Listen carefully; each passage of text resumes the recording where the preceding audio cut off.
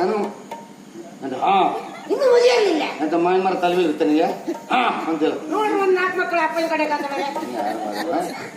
ಇಲ್ಲ ಅಷ್ಟೆಲ್ಲ ಆಗಿಲ್ಲ ಇಲ್ಲ ಒಂದು 40 ವರ್ಷ ಆಗಿದೆ ಅಷ್ಟೇ. 40? ಹೌದೌದು.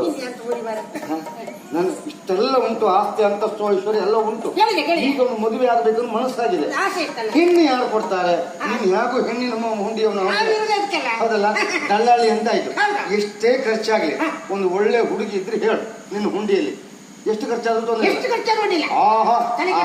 ಆದ್ರೂ ಒಂದು ಹುಡುಗಿಯಲ್ಲಿ ಯಾವ ಕಾರಣಕ್ಕೂ ಹುಡುಗಿನ 40 ವರ್ಷ ಆಗಿದೆ ಅಂತ ಹೇಳ್ಬೇಡ.